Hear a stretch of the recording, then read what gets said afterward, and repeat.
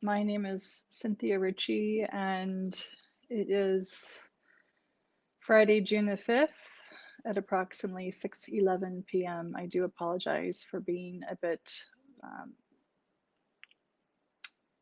again, good evening, everyone. It's my apologies for running just a little bit late and having a few minor technical difficulties. Uh, Friday, June the 5th at approximately 6:12 p.m. Pakistan Standard Time.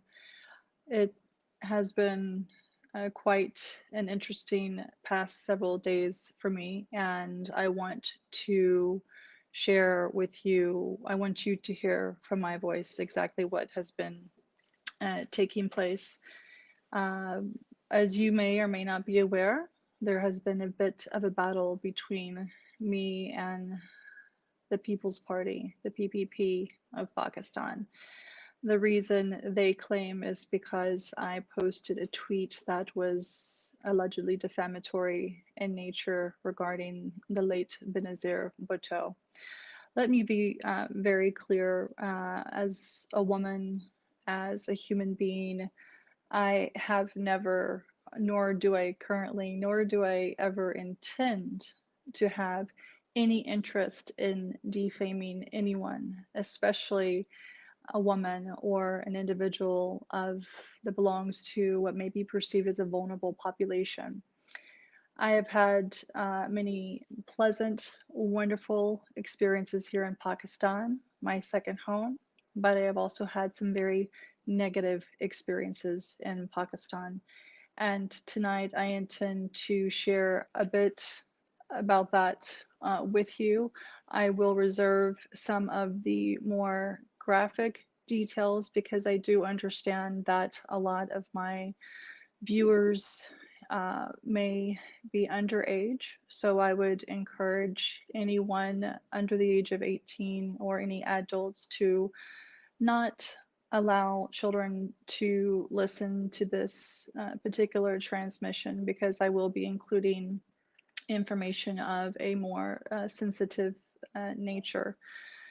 The harassment that I have endured, primarily from the People's Party, has taken place for a number of years now. And for those of you who may not be familiar, I would encourage you to go back to my previous live video that I posted approximately 3 weeks ago, detailing the past 10 years of my experience in Pakistan, condensing it in about 10 minutes, which is admittedly not very easy to do. I have been in and out of Pakistan since 2009. I shifted here end of 2010, and I was invited here by the PPP, by the People's Party, when Zardari was president, Prime Minister Galani, Interior Minister Rehman Malik, and the federal minister at the time, Makhdoom Shahabuddin. Initially, things were quite pleasant. I was very well facilitated. I had no idea of the political battle that was taking place or had been taking place between Pakistan Tehreek-e-Insaf, PPP, PMLN, etc. And because I had been assisting PTI gratis on my own time with their social media strategies back in late 2010 and 2011, I learned eventually that PPP was trying to draw me away from PTI. Again, please reference my previous video on this that I posted 3 weeks ago as it goes into a bit more detail. Tonight, I want to focus more on the allegations that are being leveled against me by PPP and the horrendous treatment messages, phone calls that I have gone through. This battle is really not about that tweet. This battle is really about individuals who know that I have a lot of dirt on a lot of people in this country, and it's primarily those who use and abuse others, particularly women and vulnerable populations. And I am one of them. Again, I will not go into graphic detail at this point in time, but Please be assured, everything that I have posted, everything that I have discussed on Twitter, I have evidentiary support of and for. Now, since Friday of last week, I have also filed an FIR, or excuse me, a report with the FIA. I am in direct contact with the Director General, and I have also asked that the previous investigator that PPP filed a report with be replaced, because when I went to meet him with an individual who also happens to be a diplomat, this investigator was neither neutral nor was he reasonably pleasant. He was extraordinarily aggressive with me. So I need for you all to know that I have, in all confidence and in good faith, done my duty as a resident here in Pakistan by following the letter of the law. I will also share with you, as many of you already know on Twitter, I have received countless threats against my life, rape threats, claims that PPP has my father.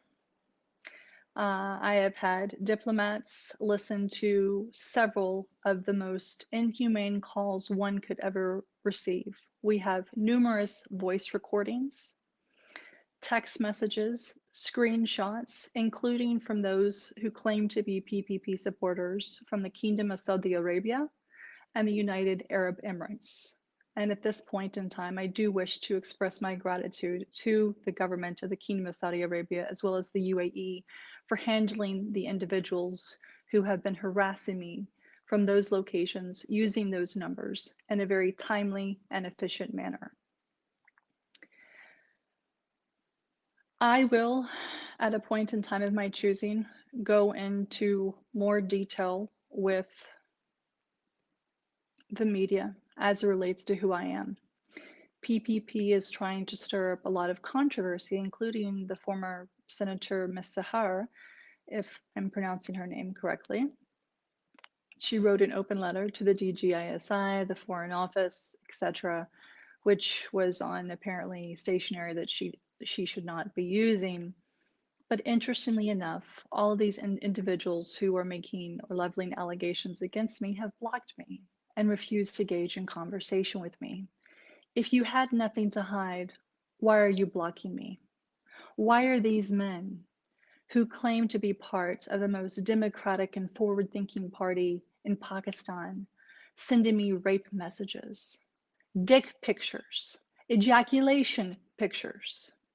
Why are these men threatening to rape me? Why are they asking for my location? I'll tell you why. Because in 2011, I was raped by the former Interior Minister, Rehman Malik. That's right. I'll say it again. I was raped by the then Interior Minister, Rehman Malik. I was physically manhandled by the Federal Health Minister, Makhdoom Shahbudin, and the Prime Minister, Yusuf Gilani, while he was staying at the President's house. I will be happy to go into more detail with the appropriate, neutral, investigative journalists. I have already shared this story with a handful of people whom I trust in case, God forbid, something happens. But I want the world to know. For all the young girls out there, for all the women who have been harassed, assaulted by men, for all the boys who have been harassed or assaulted, for those members belonging to the third gender who have been forced into a lifestyle that they don't want, who have been harassed, who have been raped. This is for you. For those who I've met who have not had the privilege that I have, who don't have the voice that I have, this is for you. I will no longer tolerate anyone who touches me inappropriately, who stares at me in a grotesque manner, and if I ever see another man harming or insulting a vulnerable person again, especially in this country, I assure you, I will do everything in my power to make sure you receive the full justice that you deserve. And so now I'm ready. PPP, you have attacked me for too long. You have created false accounts, trying to research my family, getting information from my sisters, who naively had no idea who they were talking to, and then leaking deeply personal family information on Twitter.